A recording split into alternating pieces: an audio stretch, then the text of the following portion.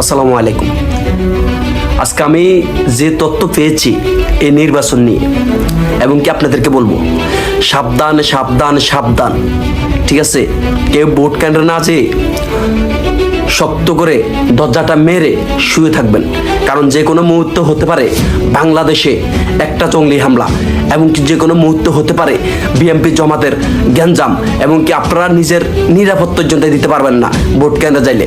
আপনারা ভাবেন তো একটাবার ভাবেন, যদি জঙ্গলি হামলা হয় এই বাংলাদেশটা কেমন হবে?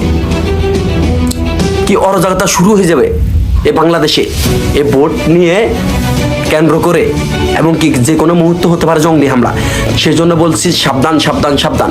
এবং কি আমার মা বোনদেরকে বলা হইতেছে, আমাদের নেত্রী নাকি বলছে ভোট কেন্দ্রে যাবার জন্য বিএনপি জামাত, এবং কি মানে যায়া মানুষের বাসায় বলতেছে। ঠিক আছে, আমাদের সেই জন্য বলছি সাবধান সাবধান সাবধান। এবং কি আমার মা বোনদেরকে বলা হইতেছে, আমাদের নেত্রী নাকি বলছে ভোট কেন্দ্রে যাবার জন্য বিএনপি জামাত, এবং কি মানে যায়া মানুষের বাসায় বলতেছে। ঠিক আছে, আমাদের এটার থেকে সাবধান। নেত্রী বলেছে ভোট কেন্দ্রে না যাওয়ার জন্য, মানে না।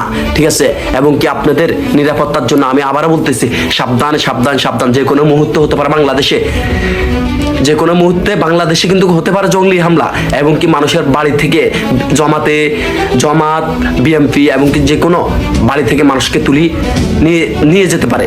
এবং কি সেজন্য সবাই সাবধান থাকবেন। ঘরের মানে বাড়ির আপনার দরজা বদ্ধ রাখবেন, এবং কি তালা মেরে রাখবেন। বাসার বাইরে জিন্দিগি তো কালকে যাবেন না।